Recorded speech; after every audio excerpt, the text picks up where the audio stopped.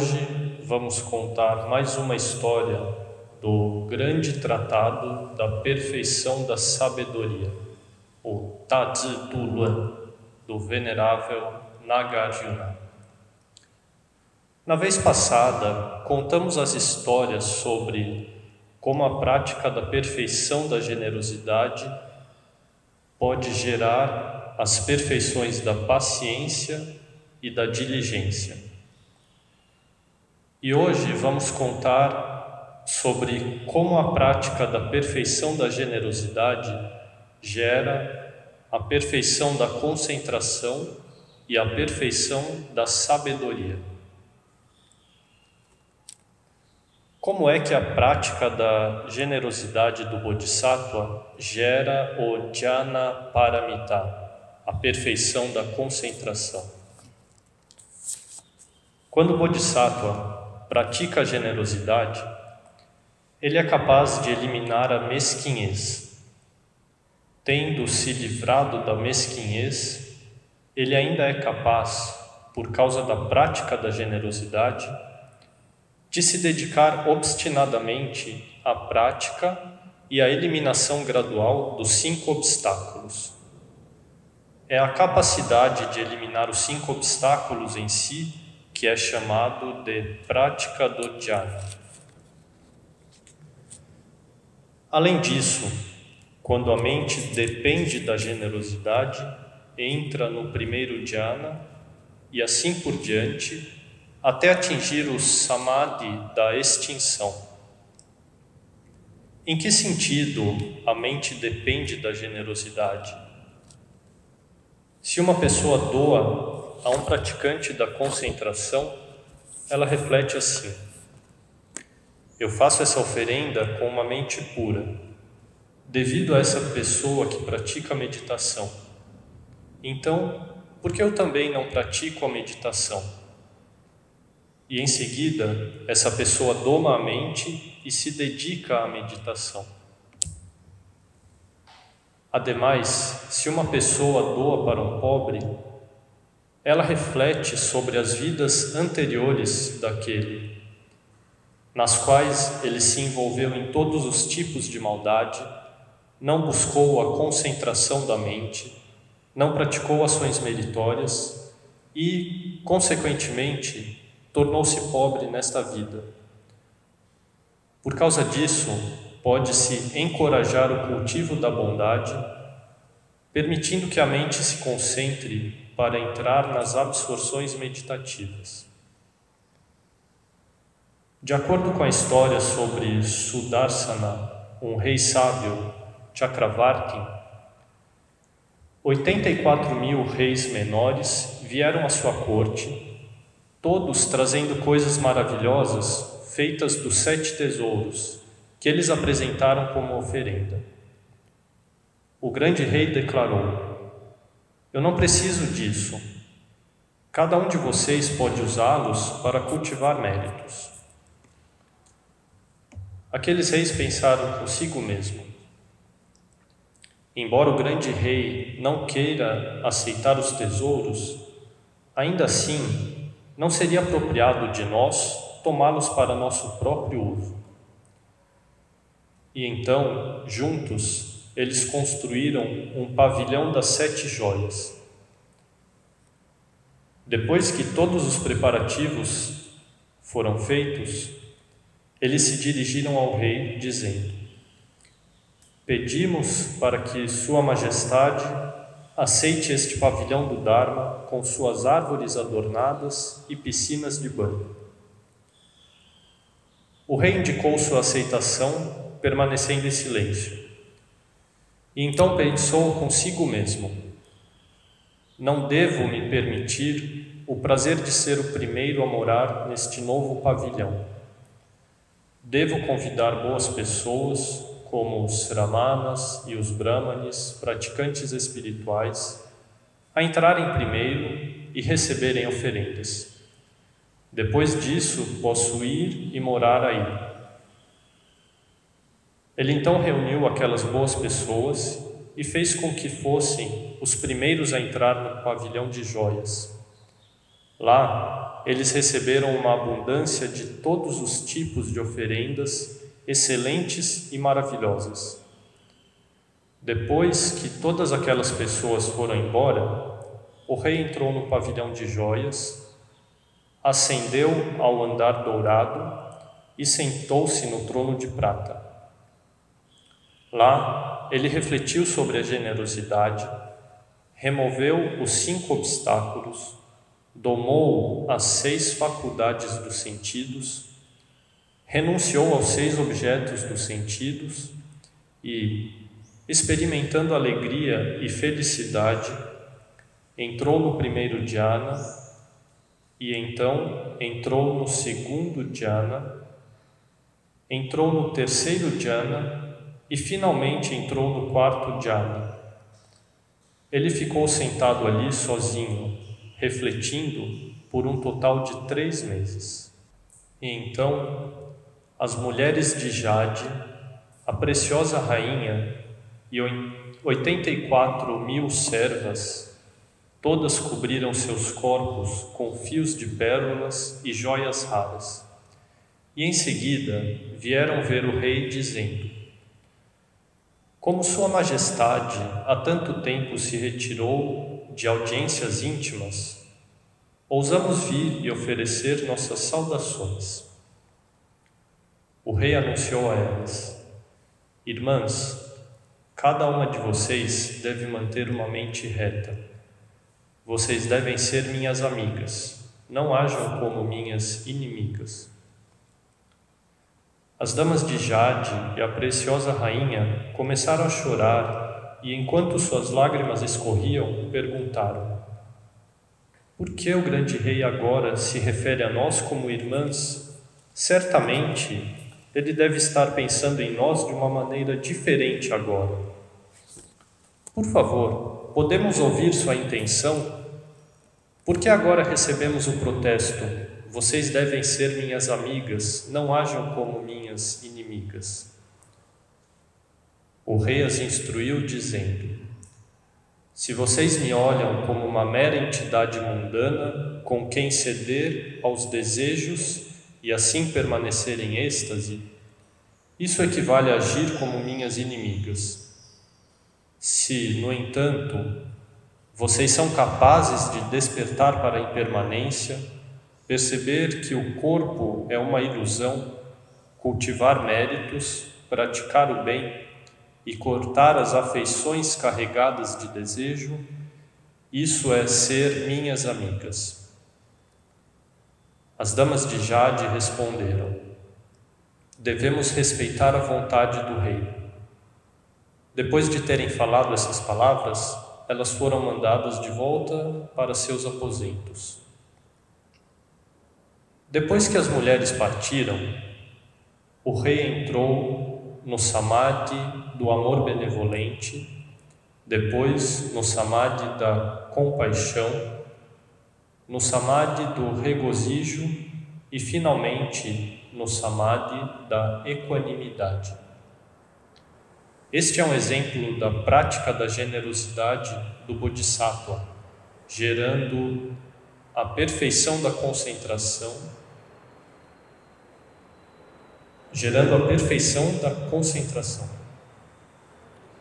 Portanto, através da prática da generosidade, pode-se eliminar a mesquinhez e os 5 obstáculos, ter menos desejos e mais contentamento na vida, cultivar os 4 dhyanas e os 4 samadhis do amor benevolente, compaixão, regozijo e equanimidade, gerando assim a perfeição da concentração. Como é que a prática da generosidade do Bodhisattva gera o Prajna Paramita, a perfeição da sabedoria? Quando o Bodhisattva pratica a generosidade, ele sabe que o que está fazendo agora certamente será recompensado com bons resultados. Isso é, ele tem a visão correta sobre causa e efeito. Por não ter dúvidas sobre os resultados kármicos, ele pode eliminar as visões errôneas e a ignorância. Isso é a prática da generosidade que gera o prajna paramita. Além disso, quando o Bodhisattva doa, ele pode discernir claramente que, se tem pessoas que não observam os preceitos, elas chicoteiam, torturam, encarceram e utilizam outros métodos cruéis e ilegais e obtêm dinheiro e recursos através desses meios. Tomam esses recursos para praticar a generosidade. Então, elas cairão no ventre de animais, como elefante, cavalo, vaca, gado, etc. Embora essas pessoas tenham renascido como bestas, elas têm que carregar objetos pesados, recebem esporadas, são chicoteadas, seu nariz é perfurado e puxado e servem como montaria. E mesmo que vivam em boas casas e obtenham boa comida, que sejam valorizados pelos outros e tenham uma equipe especial para criá-los, ainda assim são animais. Ou seja, o dinheiro obtido com o flagelo cruel e brutal, se usado para doação, trará resultado o renascimento como animal, mas com méritos. O Bodhisattva também sabe que pessoas com uma mente de maldade, sempre cheia de raiva, uma mente torta, que não é reta e não é correta, mas praticam a generosidade, cairão no ventre do dragão. Mesmo que morem no palácio de 7 tesouros do dragão, obtenham comida maravilhosa e se tornem esposos ou esposas de mulheres belas ou homens belos, ainda assim são dragões.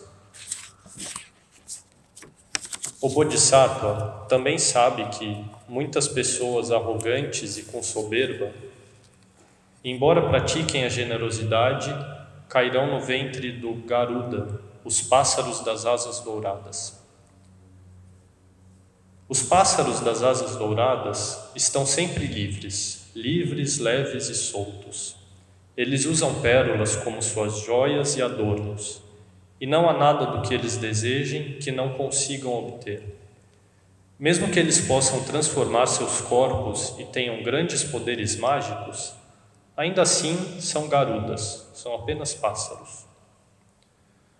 O Bodhisattva também sabe que as pessoas que são servidores públicos, como políticos, ministros, forças armadas, etc., se elas mal utilizam os recursos públicos, recebem propina, corrompem a lei, não respeitam a lei e roubam, e fazem doação com o que foi roubado, então elas cairão no reino dos fantasmas Kumbanda e serão capazes de transformar sua aparência.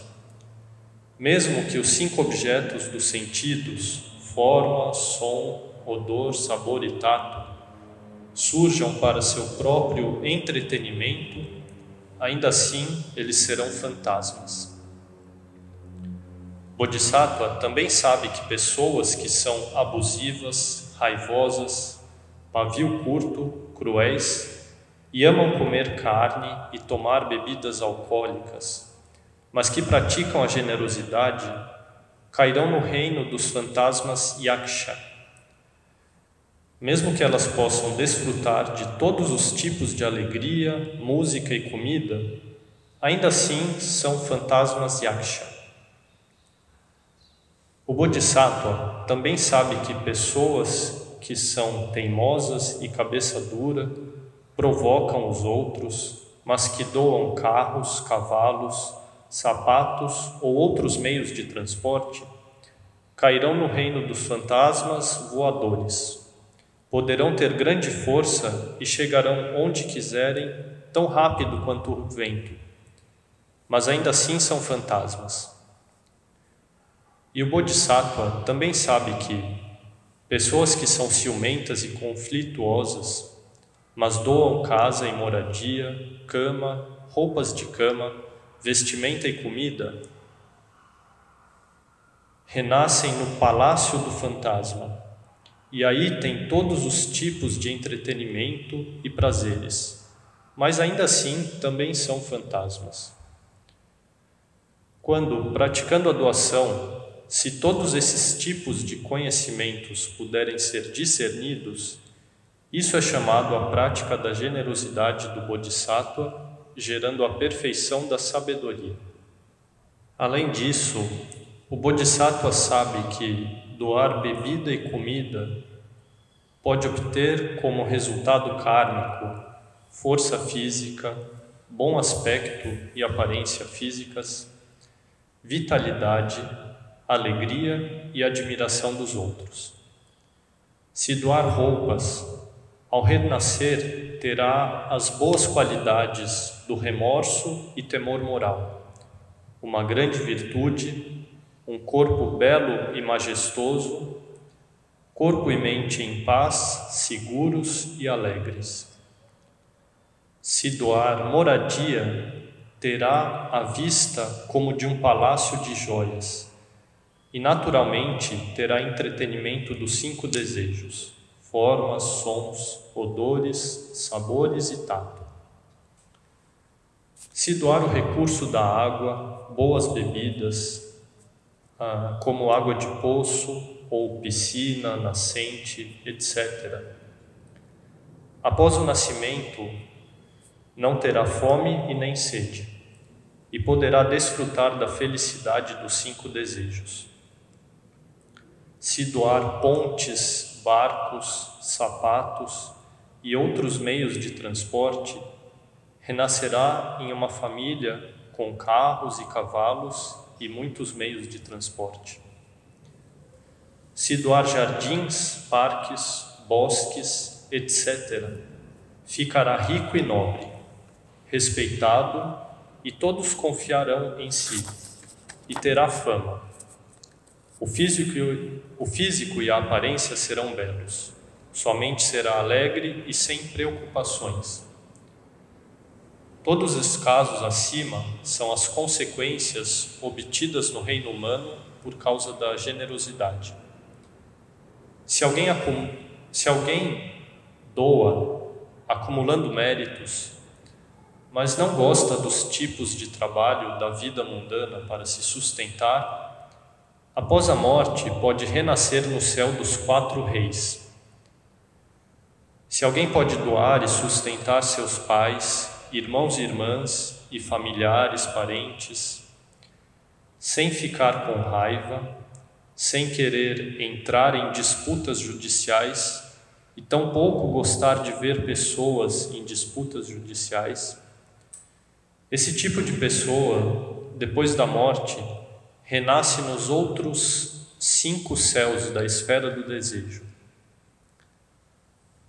Ser capaz de distinguir ao doar é como o Bodhisattva pratica a generosidade e gera prajna paramita. Se, quando alguém doa, consegue fazê-lo com uma mente desapegada, renunciando às coisas mundanas e busca a felicidade do Nirvana, então isso é a generosidade dos Arahants e Pratyeka Budas. Se uma pessoa doa com o propósito da budidade e de liberar universalmente os seres sencientes, então isso é a generosidade do Bodhisattva. Enquanto aos fenômenos da budidade, poder distinguir claramente, isso é chamado a prática da generosidade, gerando prajna paramita. Quando um Bodhisattva pratica a generosidade, ele pode refletir sobre a verdadeira realidade dos 3 aspectos da doação: o doador, o receptor e o objeto doado. Sabendo que esses 3 são uma combinação de causas e condições, não há apego algum. Se entende dessa forma, Então, é assim que a generosidade gera Prajnaparamita. Além disso, todas as condições da sabedoria e virtudes provêm da generosidade. Todos os milhares de Budas, no começo de seu voto, doaram aos Budas flores, incenso, roupa, ramos de salgueiro, etc. E assim desenvolveram a mente de Bodhi. Portanto, todos esses tipos de generosidade são a prática da generosidade do Bodhisattva, gerando Prajnaparamita. Em resumo, a doação deve ser feita com o dinheiro conseguido através do meio de vida correto para ser considerada uma doação pura. Se alguém utiliza dinheiro obtido através do engano, assalto, corrupção para fazer doação, então é uma doação impura. Ademais, a doação deve ser feita com o sunyata dos 3 aspectos, ou seja, sem apego ao doador, ao receptor e ao objeto doado. E também deve-se estar grato pelos outros nos darem a oportunidade de cultivar méritos e sabedoria no ato da doação. A doação não deve ser feita com arrogância, ciúme, soberba, raiva, mente torcida e conflitiva. Toda a sabedoria e virtudes começam com a prática da generosidade. Vamos aprender com os Bodhisattvas a praticar a generosidade com os propósitos de atingir a budidade e a liberação universal dos seres sencientes.